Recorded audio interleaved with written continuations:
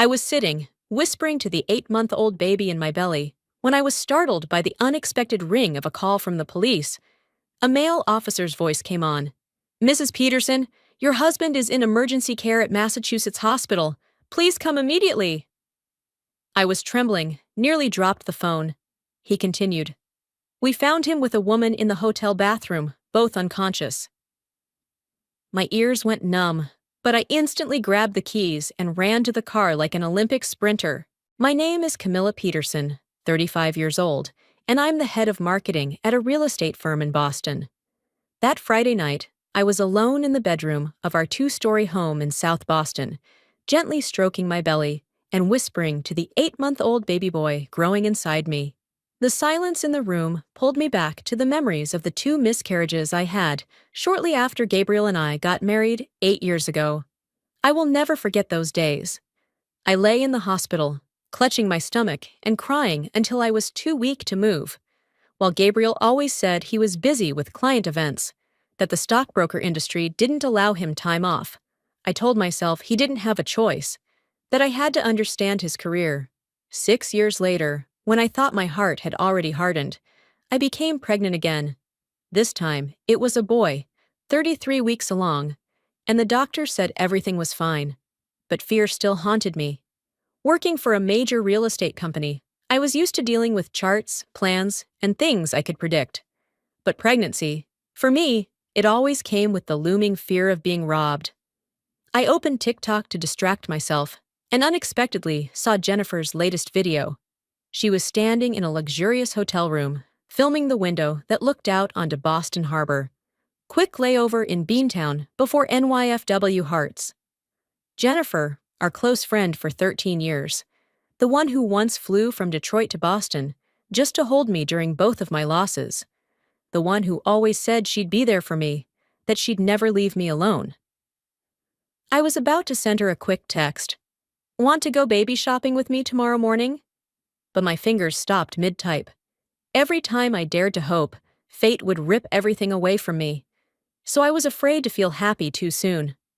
I slowly got up, reached for the glass of water on the nightstand when my phone vibrated. The screen lit up. Boston Police Department. A cold shiver ran down my spine. I answered, trying to steady my breath. A calm officer's voice came through, steady enough to make my heart drop into my stomach. "Mrs. Peterson, we're calling from Massachusetts General Hospital. Your husband has been brought in for emergency care due to a fall in a hotel bathroom." I was silent for a few seconds. Then the officer continued, carefully enunciating every word. "He wasn't alone. We found him unconscious with a woman." My ears rang. I grabbed the edge of the bed, the other hand instinctively wrapped around my belly. I don't know why, but the image of that hotel window from Jennifer's TikTok flashed in my mind. The lights of Boston Harbor, the soft blue curtains, and her phrase, "quick layover." I wouldn't let myself jump to conclusions. It couldn't be. Jennifer would never do that to me. Gabriel, he might be flawed, but he wasn't the kind of man to cheat with his wife's best friend. His own best friend. I threw on a coat, slipped on my shoes, and ran to the car. The Boston night wind cut into my face, but it couldn't compare to the pain squeezing my heart. As I drove, I muttered to myself, "They must have made a mistake. Maybe it was a colleague. Maybe there's a misunderstanding." But then the image of that hotel window, Jennifer's satin pajamas that she always wore when staying over at our house, everything came rushing back like a bad omen. As I turned into the parking lot of Massachusetts General Hospital, my whole body trembled, not from the cold, but because I knew what waited behind those doors. Might shatter 8 years of marriage, might destroy the life I had fought to rebuild after 2 devastating losses. And I had no idea that what I feared was only the beginning. As I pushed open the doors to the ER at Massachusetts General Hospital, the all-too-familiar scent of antiseptic, etched into my memory from my previous miscarriages, hit me like a wave. Making my stomach knot up, I held my belly and tried to breathe evenly to prevent a contraction. The reception desk was, as always, crowded, but the people in front of me blurred into a haze.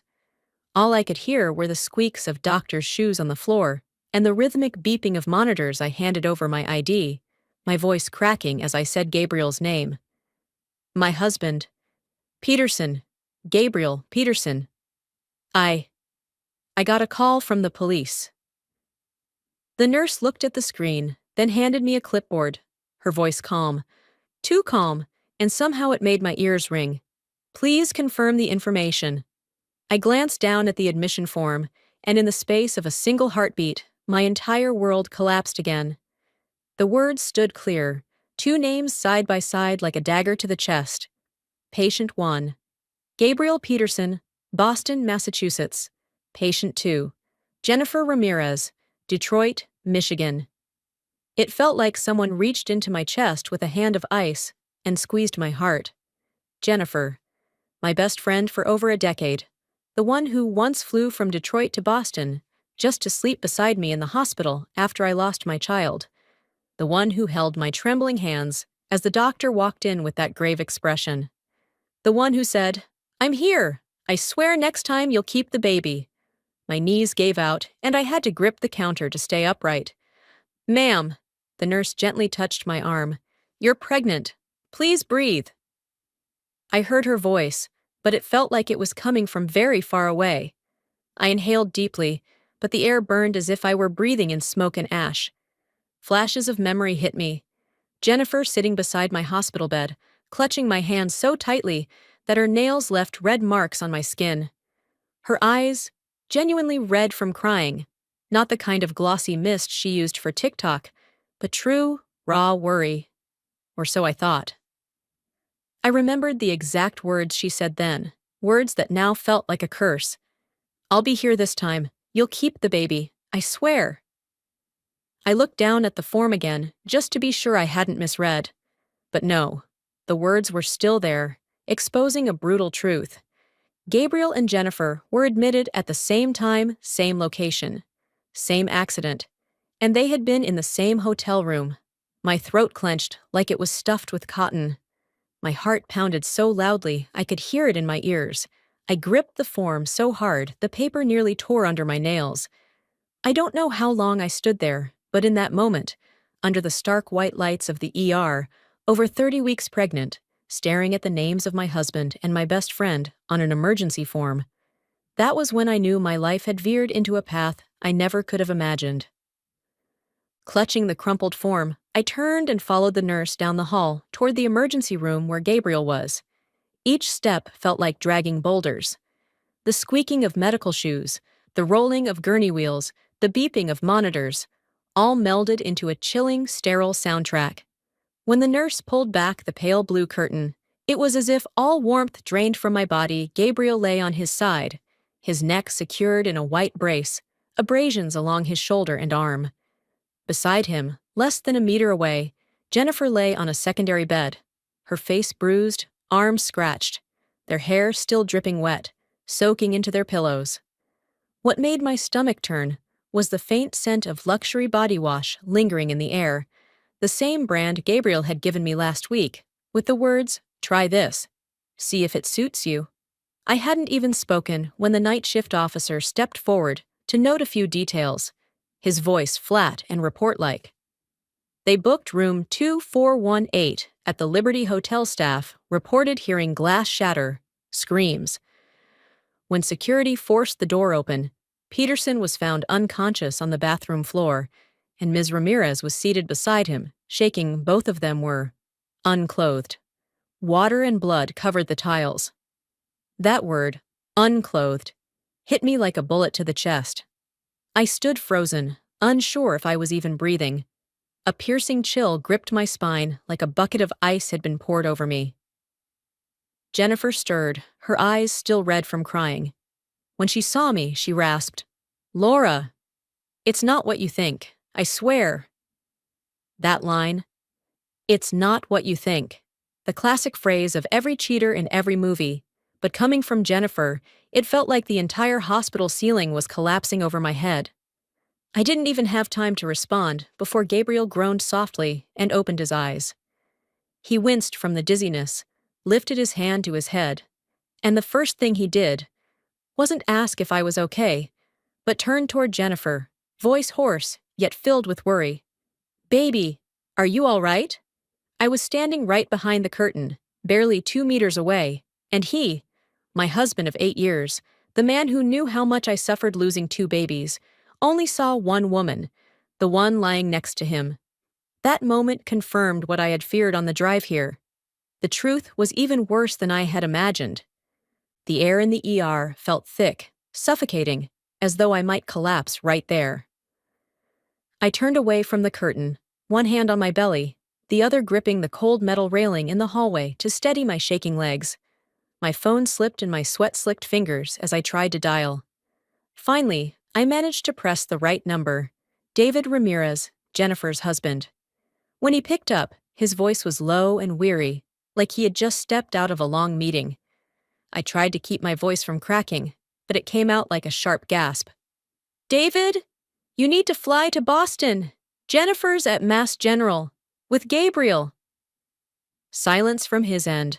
So long I thought he might have dropped the phone. Then he asked, slowly, clearly, like he needed to be sure. Where? I swallowed hard. Same emergency room. Accident at the Liberty Hotel. This silence was even longer. Finally, David let out a long exhale, like someone who'd just been punched in the gut. I'm on a last-minute business trip, about 2 hours' drive from Boston. Send me the address. I'm coming. No asking if I was sure. No questions about misunderstandings.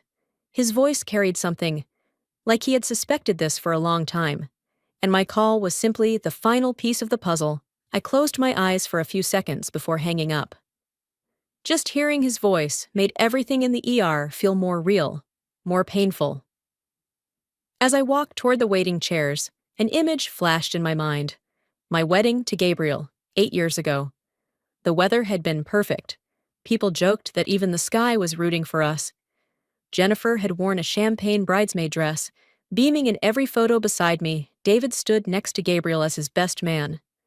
I remembered one small moment no one else noticed. Gabriel and Jennifer chatting, laughing too much, and there was something too familiar, a glance that lingered just a bit longer than it should have. A casual touch on the arm that I told myself was nothing. I saw it all. But the heart of a newlywed doesn't want to believe otherwise. I told myself, they went to college together. They get along well, don't be overly sensitive. If someone had told me then that 8 years later, I'd be standing in a hospital hallway, over 30 weeks pregnant, calling my bridesmaid's husband to tell him his wife was lying next to my husband after a hotel accident, I would have laughed and called it the most absurd thing I'd ever heard. But now, it's real. A truth that's tearing me apart, piece by piece, beneath the cold white lights of Mass General. I hadn't even caught my breath when the sound of hurried footsteps echoed down the hallway. I turned and saw David, his shirt wrinkled, as if he'd wrestled with it the entire 2-hour drive. His mind unraveling, the clock on the wall read 9:27 p.m. He didn't hesitate for a second. He marched straight into the ER room and pushed aside the curtain. Under the dim lights, when his eyes landed on Gabriel, lying there, and Jennifer in the adjacent bed, his face didn't twist with rage like I expected. It went cold, so cold it thickened the air around us. He stood before Jennifer's bed, ignoring Gabriel, who was wincing in pain, and asked in a voice so flat it chilled the bones. "How long?" Jennifer burst into tears immediately. No running, no excuses, no denials. She collapsed to the floor, clutching David's pants like someone drowning. I'm 11 weeks pregnant. It's your baby. I only found out last week. I came to see Gabriel tonight to end our affair. But then the accident happened. Her voice broke apart between sobs. Gabriel lay just a few steps away, but Jennifer looked only at David, as if he was the last thread keeping her world from falling apart. I stood frozen at the doorway, gripping the metal railing so tightly my knuckles turned white. I had braced myself for the affair. But I wasn't ready for this. My best friend was pregnant. And the baby, I wasn't even sure whose it was anymore, her husband's or mine. Jennifer kept sobbing, every word slicing into me. I've been on birth control for 7 years straight. I was terrified of getting pregnant, terrified of losing the baby, like Laura. I didn't dare tell you. I was afraid you'd be disappointed in me. The ground beneath me felt like it was shifting. Her words, like Laura, cut deeper than the betrayal itself. My pain, my 2 hospital beds, my arms wrapped around an empty womb, now reduced to a convenient excuse for them to justify their filth behind my back. My body trembled. I didn't know if it was from rage, heartbreak, or shame, but I knew I couldn't walk into that moment. I couldn't insert myself as a third wheel, listening to 2 betrayers use my suffering to justify their cruelty. David stood still through all of Jennifer's confession. He didn't pull away, didn't yell. He just looked at her for a long time, with the eyes of a man watching the marriage he thought was solid crumble to dust. Then he inhaled deeply, his voice still calm but sharp as a blade. "I have one more question." And in that moment, I knew. The next thing he asked would drag all of us into an even darker abyss. David bent down and gently lifted Jennifer's chin, forcing her to meet his eyes. It wasn't a harsh grip, not violent, just the action of a man who needed the last truth before watching his marriage fall apart. He asked slowly, clearly, each word slicing through the still air like a scalpel. "You loved Gabriel before you married me, didn't you?" That question dropped into the ER like a stone into a still lake. Jennifer froze. Her throat twitched, and then she bowed her head, covering her face with both hands, shoulders shaking. "Yes. Since college. I liked him for a long time. But Gabriel liked Laura, so I kept quiet. I was afraid, saying it would mean losing both my best friends." I stood at the doorway, breath stolen from me. From the very beginning of this relationship, I'd been walking beside a woman who loved the same man I did. And I never even knew David closed his eyes. His fists clenched, but his voice remained terrifyingly calm. "And this affair, when did it start?" Jennifer's sobs broke into hiccups as tears fell onto the cold floor. 2 years ago, right after Laura lost her second baby. Gabriel. He got drunk in the garage after the memorial. I found him sitting alone. I only meant to comfort him. But then, things went too far. The phrase "went too far" rang in my ears like a blade. I leaned against the wall, gripping the railing again, every muscle in my body tightening. 2 years ago, I was in a hospital bed, having just lost our second child, my belly cramping, my heart torn open. Gabriel said he was going out to get dinner for me. I remember waiting for him, for hours, waiting for cold soup, a whispered apology, a warm hug. But now I knew where he had gone. He was on top of Jennifer, while I was losing blood, drowning in the worst pain of my life. My heart pounded so hard, I had to clutch my chest just to stay upright. My body trembled, not sure if from fury or from one more crack splintering my already fractured heart. David looked at me, and in that moment, amid the brutality of those confessions, the antiseptic air, and the steady beep of monitors, his eyes were the only thing keeping me from collapsing completely. He nodded slightly, as if telling me he understood why I was trembling like this. Then he said quietly, but with steel in his voice, "Camila, thank you for calling me. Protect your child." That sentence, in that moment, felt both like gratitude and a vow, something between 2 people who'd been betrayed. Not love, but recognition of each other's pain. David stood, straightened his wrinkled shirt, and walked out of the room. Pulling out his phone, I heard him speak 3 clear words before the curtain closed behind him. "Call family lawyer." And I knew this wasn't just the end of their marriage. The entire world I thought had stood firm for 8 years had just collapsed. When I stepped outside the hospital, the cold Boston night wind whipped against my face, sobering me slightly. But deep inside, a strange new feeling began to rise. I needed to know the whole truth. I no longer trusted anyone's explanations. I returned to our single-family home, the place I once imagined my child growing up in, where Gabriel and I would hang our family photos on the wall. Now, the silence inside was so deafening, the sound of the key turning felt like a gunshot. I went straight to Gabriel's home office. His laptop was still on the desk, half closed. As usual, I opened it. and just like every other time, he hadn't logged out. My hands trembled, but I clicked into his calendar app. Within 3 seconds, a chill ran down my spine. The Liberty Hotel. Room booking. Repeating like clockwork. The last Friday of every month for 14 straight months. The note stung my eyes. J. Hearts. Content Shoot Boston. J. I didn't need anyone to explain who that was. I clicked on each entry, each date, each payment. Every line slapped me in the face. If it hadn't been for the accident that night, how many more months would they have gone on? I switched to checking his work email. Gabriel's inbox was full of financial meetings, stock brokerage contracts, but wedged between them were money transfers, invoices for creative content services, and a string of emails labeled Personal J. My heart pounded. I logged into our joint bank account, the one we'd used to save for our future child for years. In the transfer history, I scrolled down, and I thought my brain might explode. $7,000 a month. Consistently, 14 times. All sent to Jennifer Ramirez. Notes read, content retainer, media consulting, shoot prep, even one that said support during tough time. None of it was real. But what chilled me the most wasn't the money sent. It was where it came from. I opened the savings section. The balance was lower than I remembered.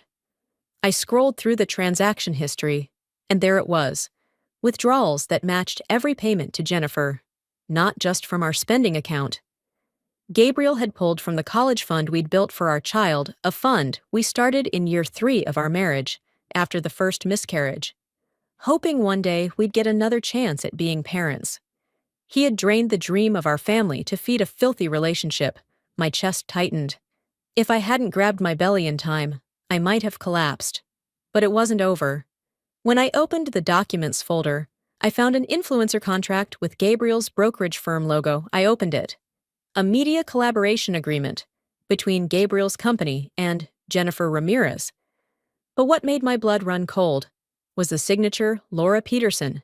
Not my signature, but so perfect a forgery no outsider could tell. Gabriel had forged my name to secure a contract for Jennifer, to legitimize the steady stream of money, a double con, fooling his company and deceiving his wife. I closed the laptop, but my hand wouldn't leave the lid. I looked around the room. Everything in this house had once been a part of the life I tried to build. Our shared desk, our wedding photo, the ultrasound frame from this pregnancy on Gabriel's desk. Now, they were just props in a fake life. I stood up, still shaking, but something had formed inside me. Not pain, but pure clarity. From this moment forward, I was no longer the woman waiting for her husband in a hospital bed. I was the one gathering evidence to protect herself and the child growing inside her.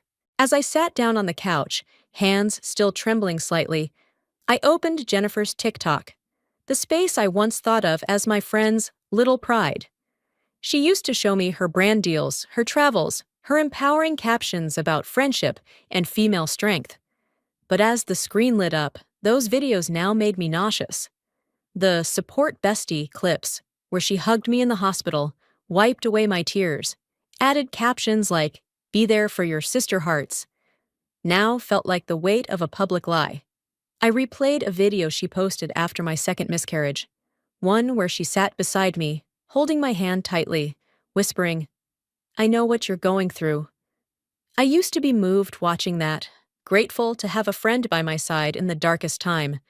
But when I checked the timestamp, I saw the video was taken during the exact 2 hours Gabriel had supposedly gone out to get food.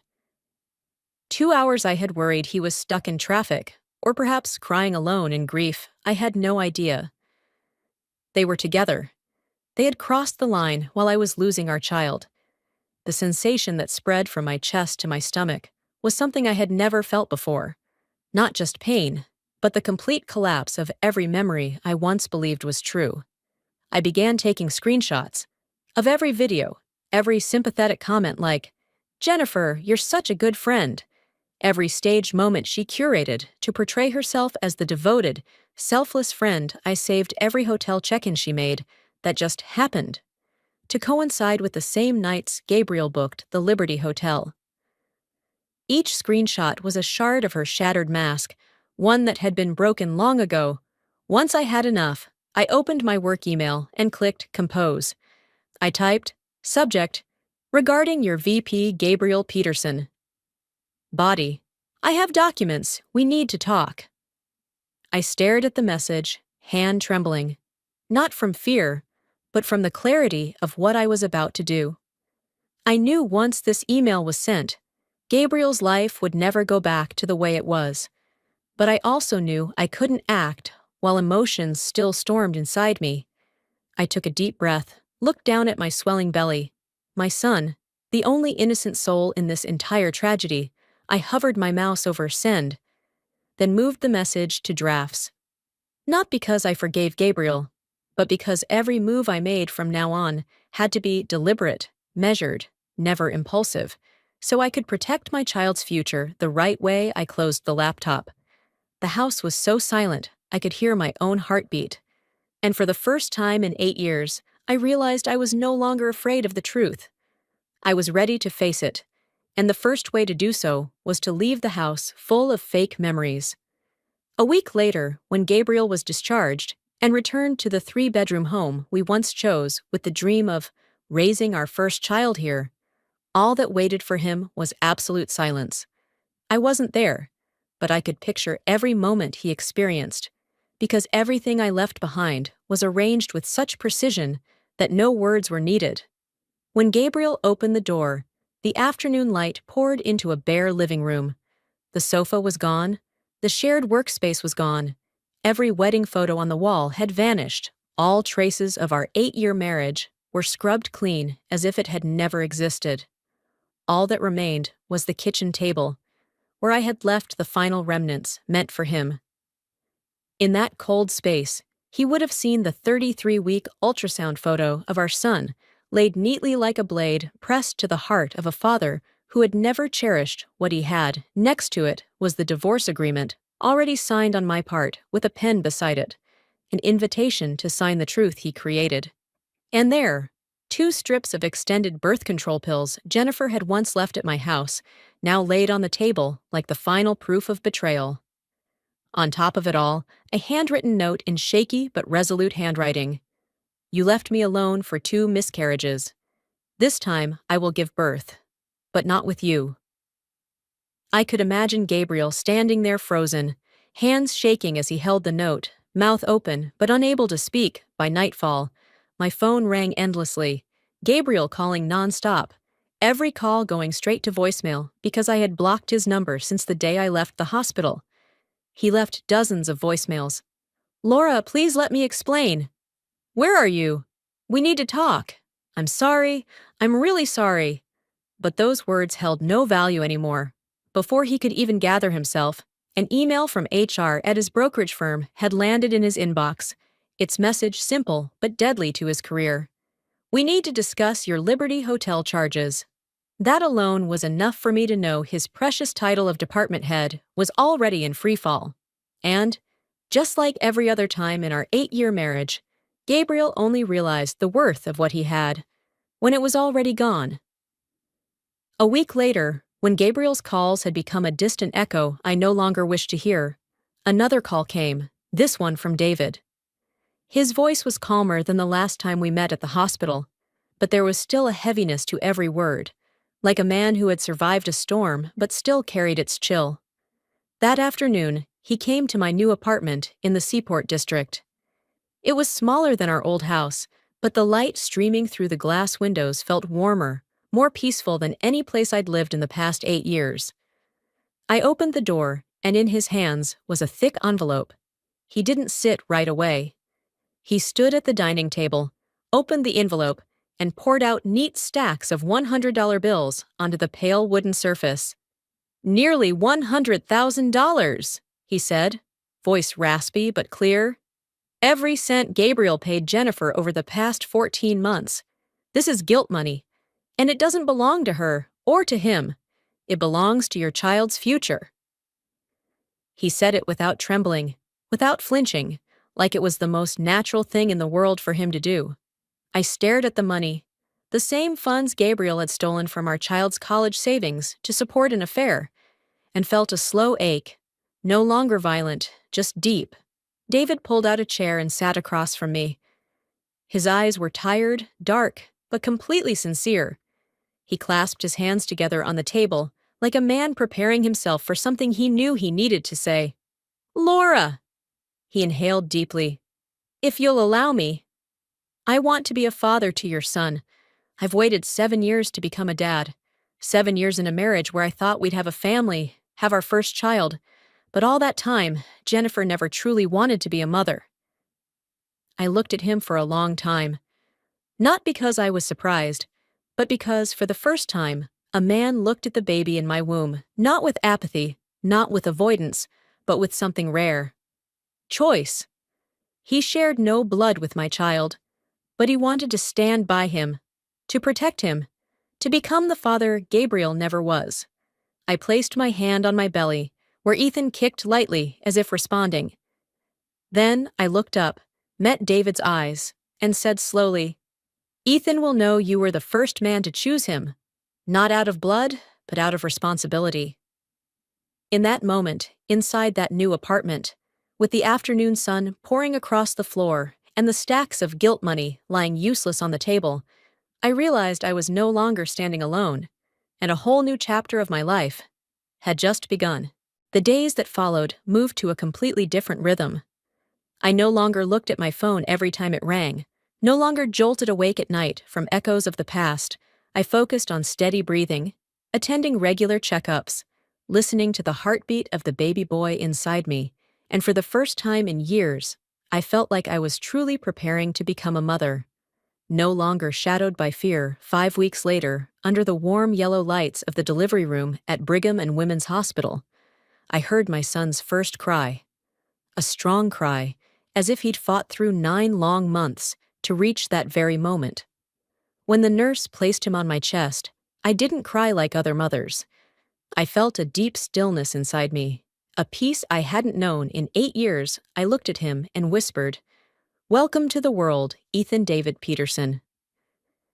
I gave him the middle name David, not because I loved the man, but because I knew my son deserved to bear the name of someone who had chosen him, even without sharing a single drop of blood. While I held my child, the world outside continued down the path Gabriel and Jennifer had carved. The CEO of Gabriel's firm, a 60-year-old woman who once considered him a rising star, received all the documents I sent. Not the email I had left in drafts, but a complete file I submitted after Ethan was born, when my mind was clear. Her reply was just one sentence. "Thank you, we'll take it from here." And they truly did. Days later, Gabriel was fired, quietly, with no internal memo, no farewell, all for charging the company for services Jennifer never delivered. His intranet account was locked, his office pass disabled, and his reputation in the brokerage world sealed like a closed book. Meanwhile, across the country, Jennifer began her own freefall. The support bestie clips, scenes of her hugging me in the hospital, her vlogs about eternal friendship, were resurfaced and tied to rumors about the Liberty Hotel scandal. She lost her PR deals, all her sponsors, and followers dropped at a shocking rate. From 270,000 followers, she fell to about 2,000 in less than 2 months. 6 months later, in a small apartment in Detroit, Jennifer gave birth to a baby girl. She named her Lisa Ramirez. I heard about it from David, but not once did I see a post online. No number sign, "Welcome baby," no "My birth story" video, no sweet captions, no crib photos, no congratulations. Because no one congratulated her anymore, I was told that when she tried to explain herself online, her video was flooded with hate. People calling her a homewrecker, a traitor, someone who exploited another's pain for TikTok fame. And for the first time, I felt something strange. I didn't feel triumphant. I wasn't glad to see Jennifer fall. I just felt empty. The people who once mattered most to me were now paying their price in their own ways, and me, holding my son in my arms, realized that sometimes life doesn't need you to take revenge. It does the job for you, with the truth they created themselves. I thought everything had hit rock bottom, but a few weeks after Jennifer gave birth, another truth surfaced. This time, not for me, but for David. One winter night in Detroit, on the season's first heavy snow, David came home from work, driving back to his quiet house. He said he had just reached for the door handle when he heard a faint noise, like a kitten. He looked down and found an old cardboard box, lightly dusted with snow. He opened the lid and his heart clenched.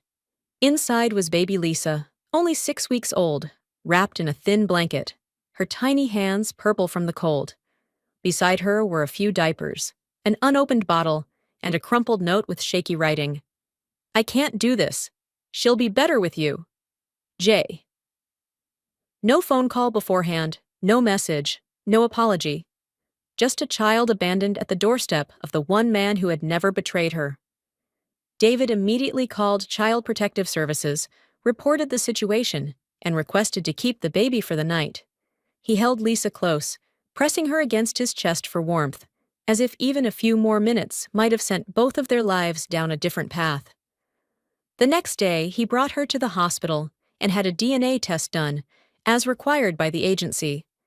I still remember the moment he sent me a photo of the result, the emotion in his eyes. I'd never seen anything like it in anyone else. Something painful, freeing, sacred.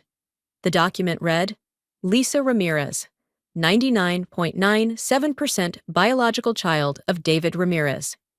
He held her close, hands trembling slightly, but his gaze firm, and he spoke to her, though she couldn't understand, his voice deep and warm. "Your mother may have left you, but your father won't." That line, to me, was more powerful than any speech on fatherhood I've ever heard. Once the DNA results came back, the legal process moved faster than expected. A Michigan family court held an emergency hearing. It was classified as child abandonment. Jennifer didn't show. She cut off all contact, didn't respond to emails, messages, or court letters. In the end, the judge ruled David would have sole custody. No dispute, no appeal, no conditions. A few days later, Jennifer sent in a short signed document with a shaky signature, a formal surrender of parental rights. Then she vanished from the U.S., like a shadow blown away by wind. Months later, someone from Detroit told me Jennifer had moved to Thailand, teaching English at a soft skills center. No social media, no TikTok, no fame, no child, no past. Only David and Lisa, the only two people who never betrayed each other, starting a family in the quietest but strongest way I've ever witnessed. And then time passed. Detroit's winter gave way to summer. Summer faded into Boston's breezy autumns. I continued raising Ethan with a peace I had never known David. Meanwhile, was building a new life from scratch while learning to be a father. But one day, on the phone, he said quietly, like the decision had been brewing for a while, "Laura, I think it's time I moved to Boston."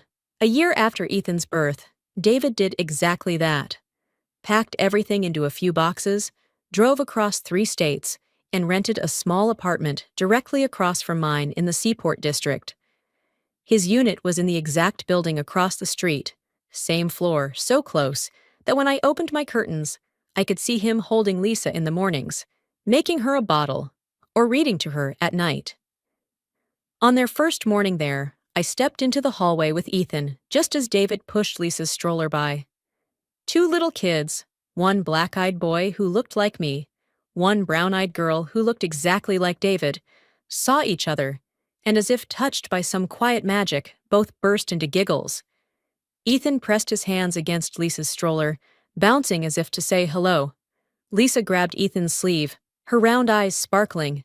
Watching the 2 toddlers stumble down the hallway, laughing like they were meant to find each other, I felt the entire past year collapse into one single moment.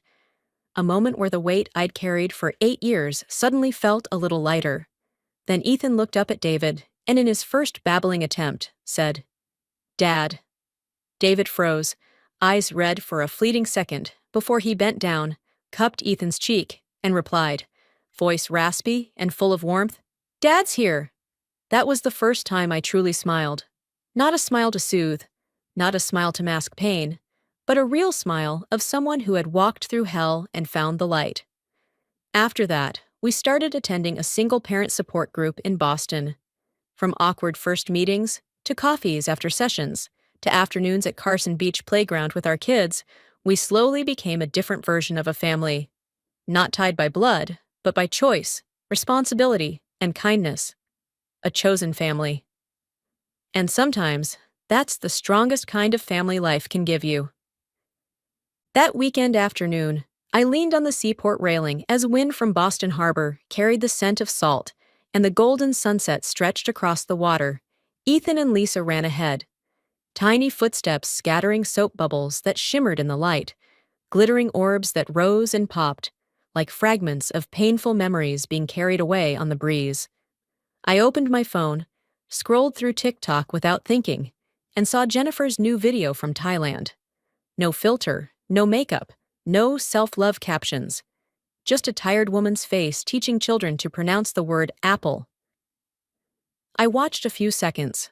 No anger, no pity, not even emotion. Then I closed the app, because her life now was no longer my concern. Across the way, David sat on the grass, tying his shoelace while watching the two kids chase each other. My heart lightened at the sound of Lisa's laughter, a sound that, just a year ago, had been so fragile inside a cardboard box on a freezing night. At that moment, a message came from an old friend. Gabriel's back in the financial news. I opened the link. Gabriel appeared beneath the headline. Former brokerage manager involved in Liberty Hotel scandal, under investigation for misuse of corporate funds. The article said he was unemployed, under legal review, and court-ordered to pay child support. I finished reading, locked my phone, and realized I felt nothing, because everything worth hurting over had already hurt enough. Ethan ran toward me, little arms raised, wanting to be held. I scooped him up, and at the same time, David lifted Lisa onto his hip. The children rested their heads on our shoulders, smelling of sunshine, baby lotion, and the scent of a life completely reborn. I looked at David. He looked at me, and neither of us had to say a word. Everything was already understood. My voice spoke in the final voiceover, gentle, steady, and honest, just like the way I had relearned myself. I lost a husband and a friend, but I gained 2 children, a worthy father, and a version of myself no longer living in lies. If you've stayed with me until this very moment, thank you for walking beside me through a long story filled with loss, but also full of hope. Every view, every comment, every share you give helps stories like this reach those who may need just a little strength, a little belief that they too can rise from their own heartbreak. If today's story touched your heart, please hit like, subscribe, and share it with someone you think might need to hear this. It might be a small gesture, but who knows? It could become a lifeline for someone out there. Thank you for being here. I'll see you again in the next story.